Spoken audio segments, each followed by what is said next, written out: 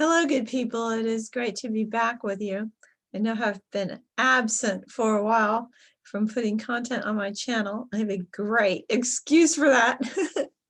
I actually had to deal with an educational emergency with some of my grandchildren, so I'm currently involved with homeschooling several grandchildren, 4 of them actually, ranging from a high schooler to a kindergartner, so it's been quite a challenge to deal with that and get everything organized and get them on track. And I don't know how long that's going to continue for, at least the rest of the school year, that's for sure. But we'll see. And as I get my arms around that and get everything squared away, I hope that I'll have a little more time to spend with all of you. One of the things that has really been on my mind lately is a project that Jordan Hall has been engaged in. Now, I've been watching him for quite some time and have been very interested in his conversations he's had, as well as his own expositions that he's been making by himself on his channel. And you may know that he's had some conversations with John Vervaeke and with some other people, but he used to be involved in a project called the Game B, which is an effort to think about how we could restructure society and the economy to deal with some of the serious threats that humanity is facing. Threats that some people call existential, because they believe that if they're not handled properly, they could lead not only to the collapse of our civilization, but actually threaten the very survival of the human race as a whole. So they believe that these threats are quite serious, and that one of the things that is a problem is that our technological development, both in terms of our industrial capacity as well as in terms of the weaponry that we have, has outpaced our development in technology, has outpaced our development in wisdom a great deal, and that this is leading to some very serious problems. They are problems that all of us recognize. Certainly, I grew up in the 1960s and 70s, where the threats from nuclear war, nuclear weapons, was very much on the minds of people and very much shaped the thinking and the existential experience of the young people of that time. Since then, there has not been a generation born that encountered that as a new threat. Rather, they grow up with it hanging over their heads, but yet in many cases really barely seem to it barely seems to make a dent in their consciousness. But for those for whom it does dawn that we as human beings have finally developed the capacity to actually exterminate ourselves. This can be quite an angst-producing a set of realizations. And so these are truly serious things that we need to give attention to. And if we continue on the trajectory that we're on, it is quite threatening to future generations, to whom we owe some kind of consideration for sure. One of the things apparently recognized by the Game B proponents is that the economic game that we play, and of course the economics is very much related to our sense of what constitutes success and status, but the economic game of competitiveness and the embedded growth obligations that we have put into our system are what are constituting the problem that needs to be addressed by something new. But there's also the recognition that we are in a huge global system, and at least from the standpoint of countries, in huge national systems that have a great deal of momentum already. It's not as though they can be stopped on a dime and turned. And so Jordan Hall was with some thinkers proposing other systems and ways to make changes. Now, since the Game B stuff was going on, that was a few years ago, and I know Brett Weinstein was involved in it because he has said so. Jordan Hall has gone off in his own direction, a direction no longer associated with the Game B project, which I don't even know if that one is still going on, but his project is called Civium.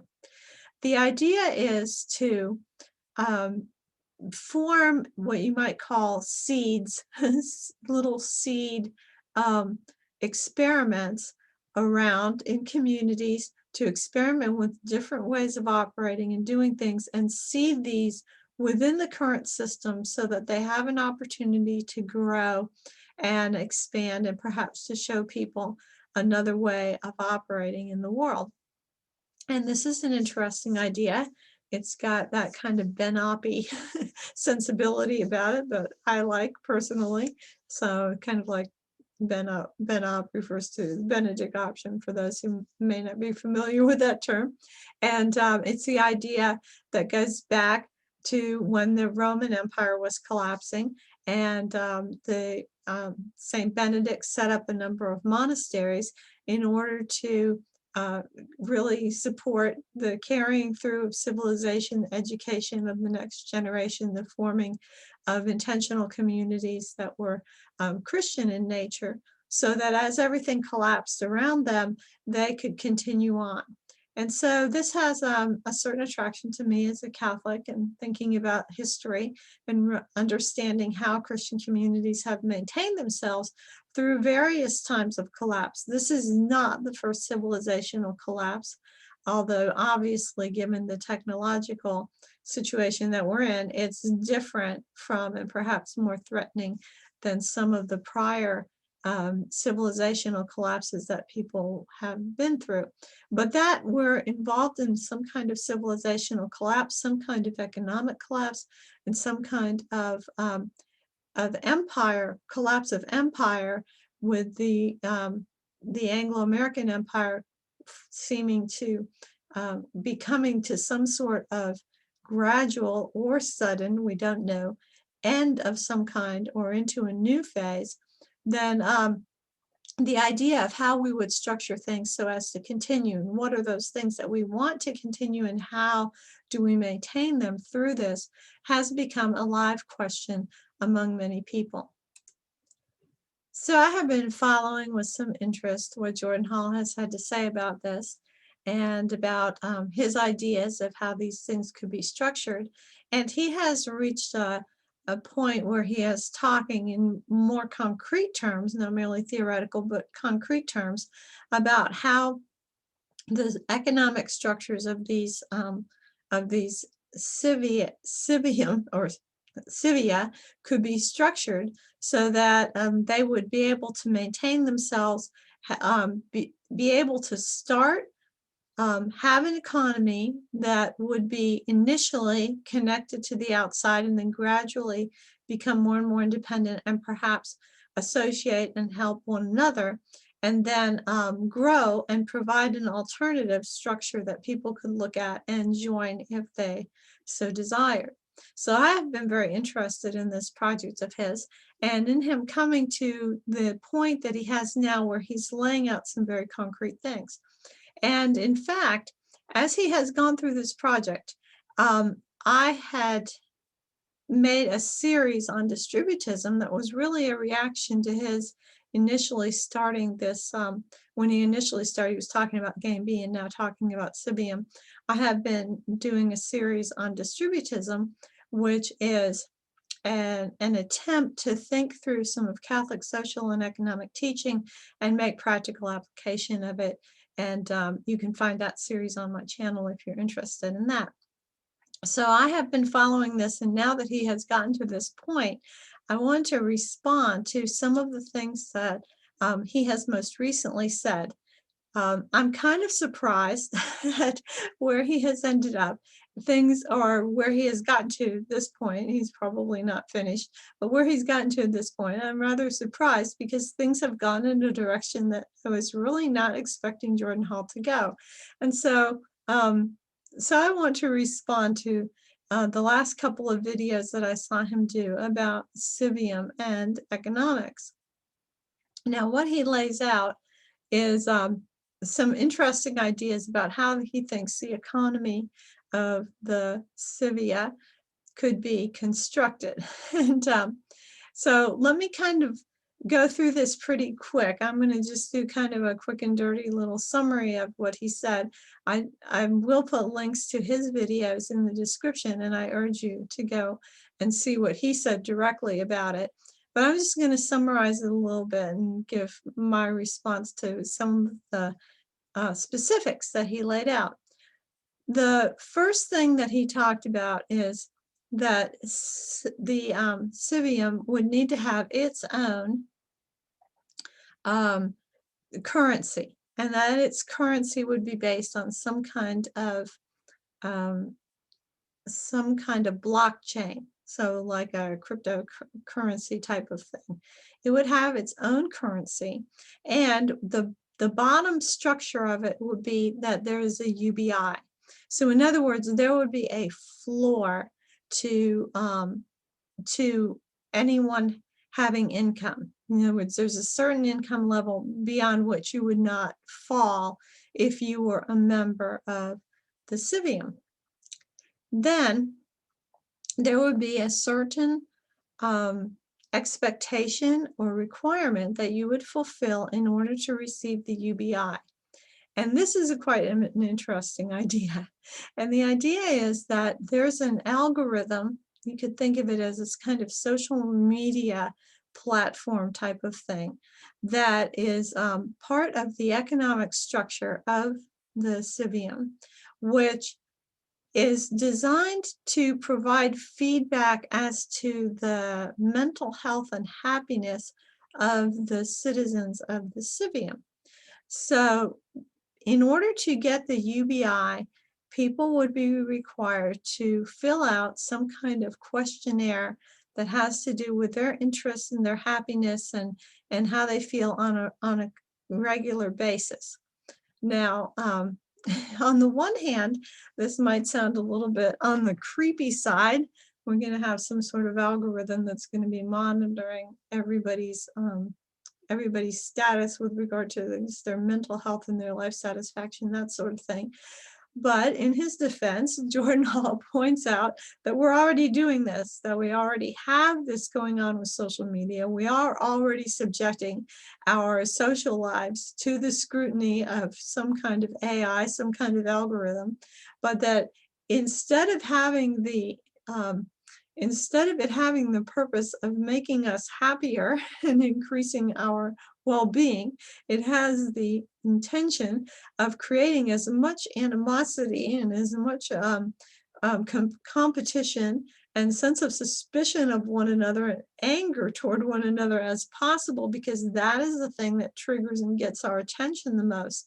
And so it's having a very destructive effect upon our relationships and upon our society. But he believes that there's a promise within this social media to do something constructive and that really promotes well-being. And so he thinks that if we can get everybody to participate in this particular thing on a regular basis, we could actually use it to provide the kind of feedback that would help the society to be more constructive. Now, the sense of the creepiness of the suggestion was not ameliorated by the example that Jordan Hall used of how this algorithm and this AI or this perfect Facebook thing would be used, because the example he gave was this. He said that you might have somebody who really feels very fulfilled and happy if they get to tell stories to children. And maybe you have a group of parents who would like for their children to be involved in some kind of group activity. And so the algorithm or the AI could pair this individual person who wanted to tell stories to children with this group of children over here whose parents wanted them to have somebody who would tell them stories. Now, considering the fact that one of the most dangerous elements that we have right now with social media is that of adults who game the current system to prey upon children, I think his example was not the best one to use. What he's trying to get across, though, is that an AI or social media system could be used to help people to facilitate happy social relationships between people. And he is particularly interested in helping people to make connections with other people, not only that are happiness producing in the sense of friendships and shared interests and stuff, but also that are fruitful in terms of innovation. So Jordan Hall has a very high degree of expectation and anticipation that innovation is the thing. If we have more innovation, it's good. And the more innovation we have, the better the economy will be of the Civium, and that the AI could affect that by putting together people according to interests and according to areas of expertise that might not otherwise come in contact with one another, and thereby promote innovation. Now, I think that we already do see that to some extent, social media and the internet has definitely facilitated the ability of people to locate other people with shared interests and to put together people in different fields that might not otherwise come in contact with each other, and to promote innovation. So that is something that is not a far-fetched thing at all to think about it happening. Whether we want to give some sort of AI algorithm even more input into our social life, though, I think is a bit problematic. I think that structures that we already have can do that, and that by tying these kind of things to the income, that the universal basic income, the idea that you participate in this and that's how you get your universal basic income, provides a situation that's very gameable for bad actors. And some people in the comments, as soon as Jordan Hall began elaborating this, began to say, well, I could see how this system could be gamed by someone. So I think one of the things that I'd like to offer as a response to this is perhaps a suggestion as to something that could be done that might be a little less gameable and still give the same kind of or a similar kind of feedback as to the health of the society. And we'll talk about that in a few minutes. In the meantime, I just want to flesh out a little more of his ideas about how the Civium economy would work. So you start with this basics, this UBI, and then on top of that you have layered this algorithmic social feedback according to which whoever is managing, and he's not very clear about the governance end of this and exactly who would be in charge, but it's providing feedback as to people's happiness, and then connecting people to one another with some obligation, some minimal obligation of involving yourself in this entire system in order to be part of this Civium.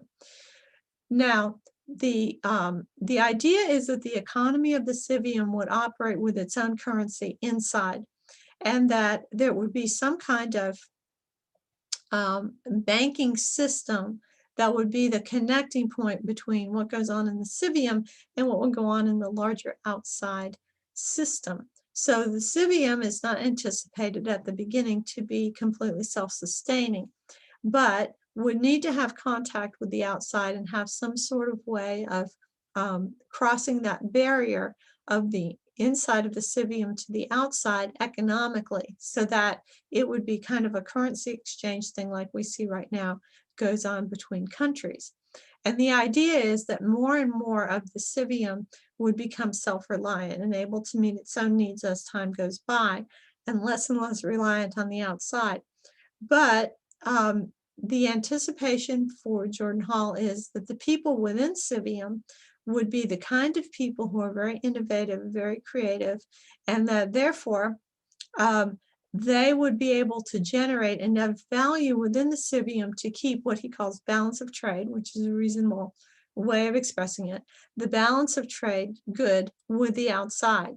And that he also made the comment that when the members of the Civium have to interact with the outside, that they would do so in such a way that they would be conscious of things like the externalities of whatever business they're dealing with outside. So I'll give like a practical example of this. Let's say that within the Civium, they need certain things like, well, let's just say that this particular Civium is not growing its own food. So what kind of business would it support outside? Well, it would support regenerative agriculture outside.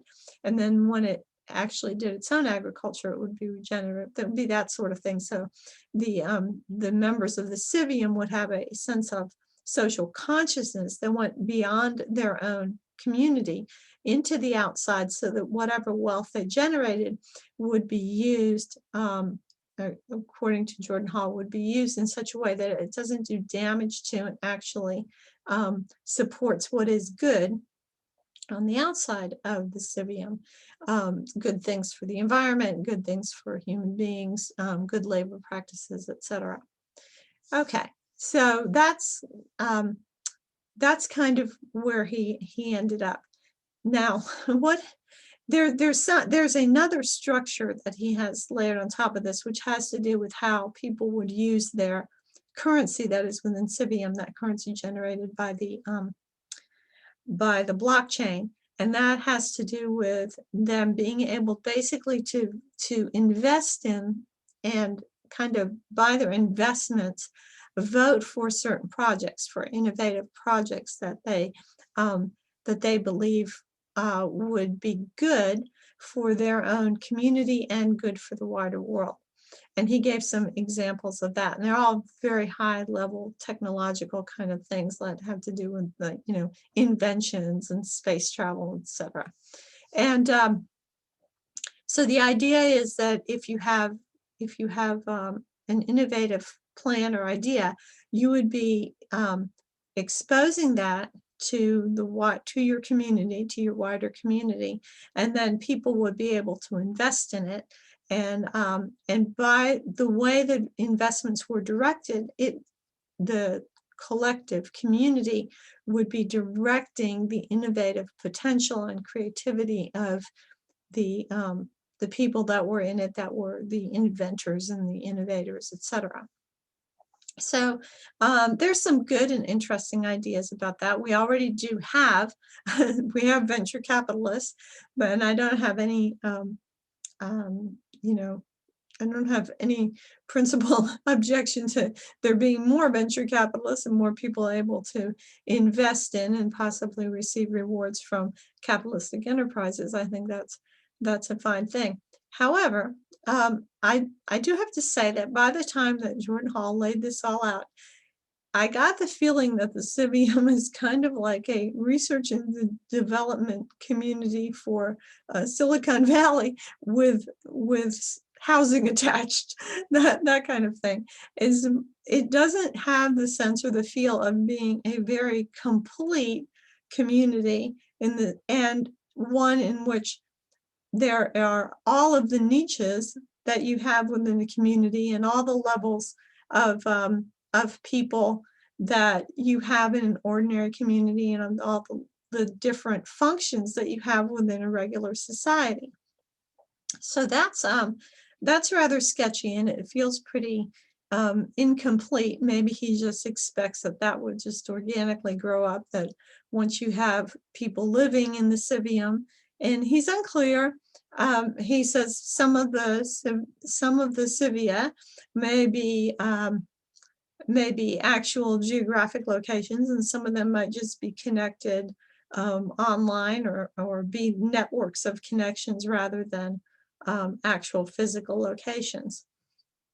And however, it doesn't end up feeling like they're not complete, although it may be that his idea is that once you've gathered together, families living in community, however it happens, whether it happens geographically or through networks, then these other things will automatically appear. You'll have to have schools, and you'll have to have doctors, and you'll have to have, firefighters, and you'll have to have janitors, and the whole structure of the society will flow from that.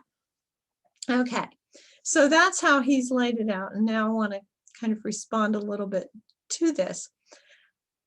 I am not very happy with the confidence that Jordan Hall places in the ability of algorithms and AI to structure our social life together. And I also see, as some people pointed out when Jordan Hall first proposed it, this whole structure of the algorithm and the questionnaires that people fill out about their happiness, and that connected to whether they get the UBI or how they would access their UBI, that I don't see that as being something that really is so good.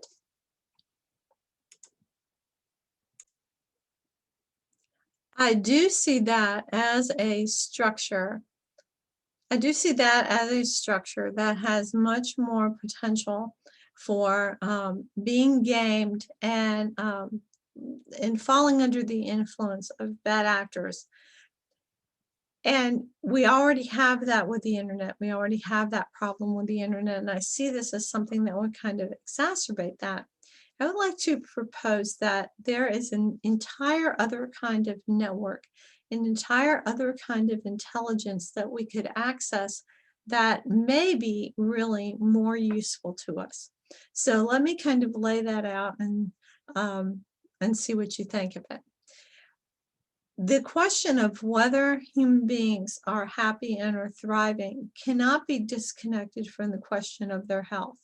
And the health of human beings cannot be disconnected from the nutritive value of the food they consume, and the nutritive value of the food they consume cannot be disconnected from the health of the soil in which their food is grown, or in the case of animals, in which the food for the animals is grown.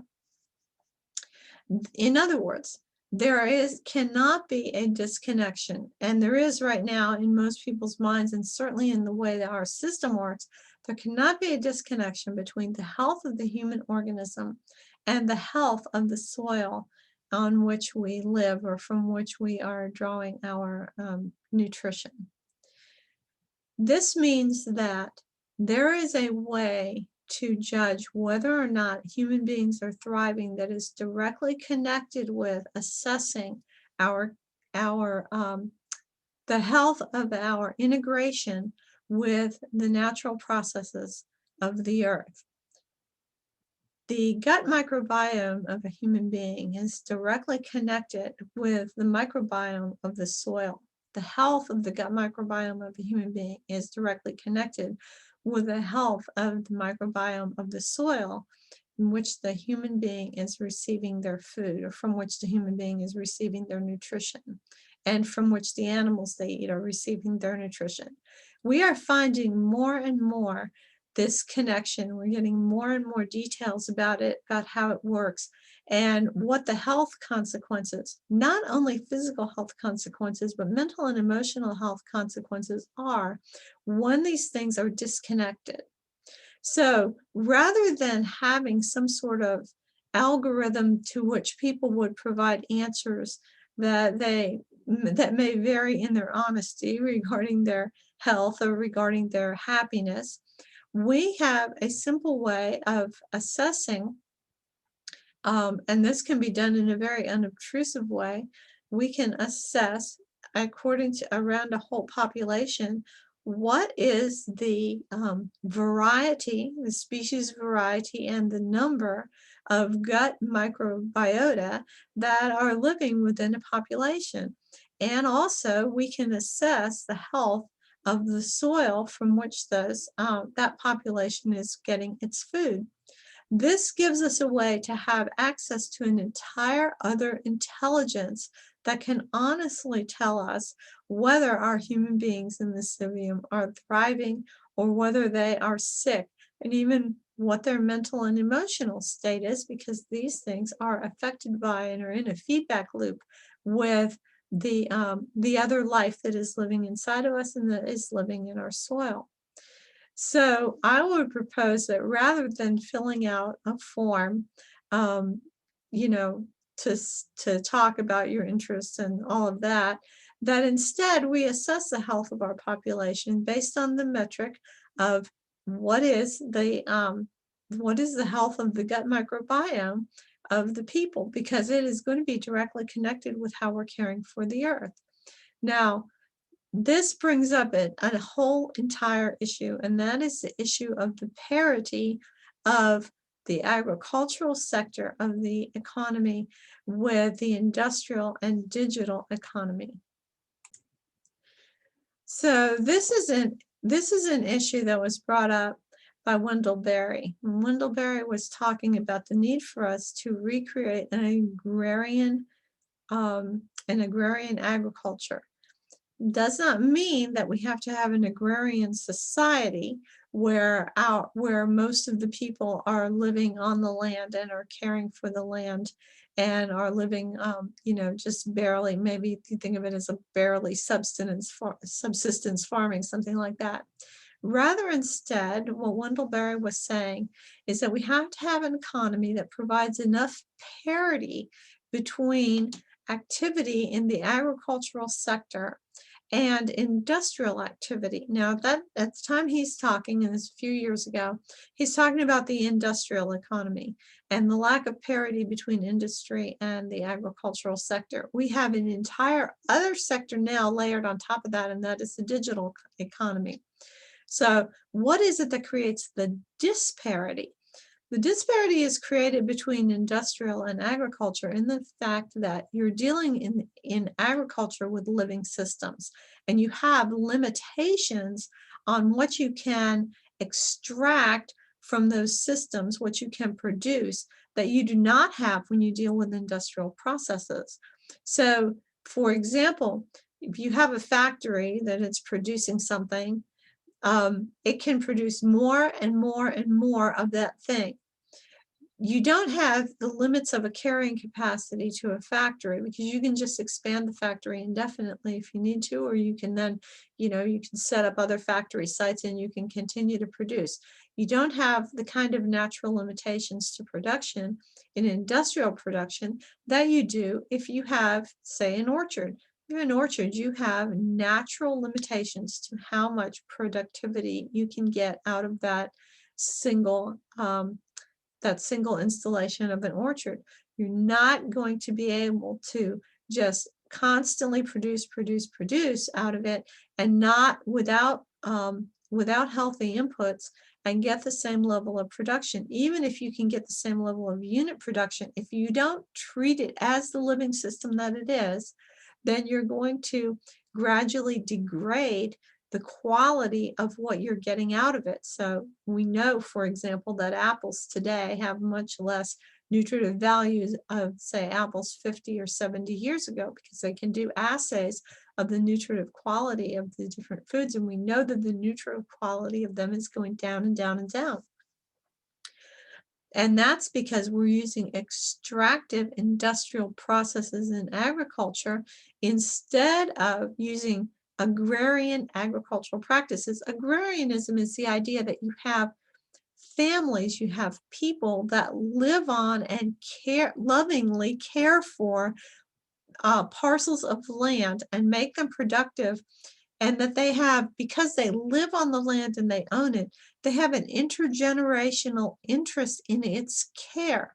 Land has to be cared for, not just treated as an industrial commodity. So what happened as the Industrial Revolution occurred and industry grew and grew, and there were more and more efficient processes for industry, the ability of a person to make a living in industry greatly expanded, and expanded way over the ability of someone to make a living doing agrarian agriculture. That did not take into consideration the uneconomic, or the kind of services that you could not put a dollar amount on that people involved in agrarian agriculture were providing.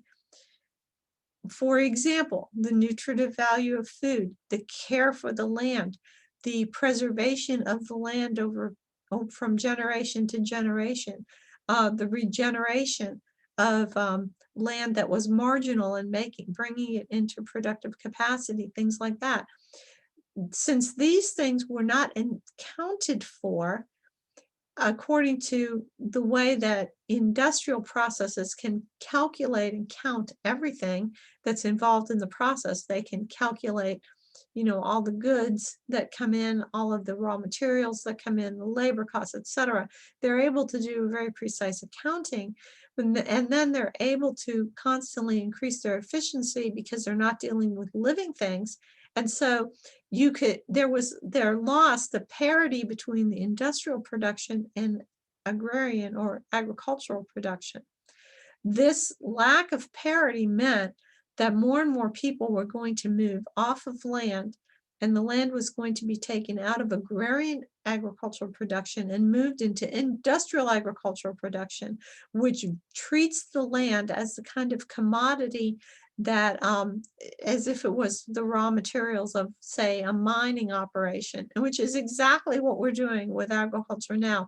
We're mining the land through our agriculture rather than caring for it as a living system that has to be regenerated. So Wendell Berry proposed that whatever economic system we set up, we had to achieve a parity between the industrial systems and the agricultural systems so that we would be able to make some kind of accounting for the agricultural services that were being provided that were not now being accounted for, and actually pay people, actually see to it that they were economically rewarded for their care for the land. Now we have another layer laid on top of that, and that is the digital world and digital production, or the digital economy. Because, well, I can have a limitation on, say, an orchard production or the production of a field, whether that field is used to grow crops or grow forage, or whether animals are grazing in it, that kind of thing. I have natural limits to its production that I do not have in an industrial process where I'm producing material. I have even less limitation if I'm producing a digital thing. If I create a video game and sell it, and it's just downloads that people have online, there is no natural end to the number that I can sell. There's no limitation to that production because it's not involved with actual material things.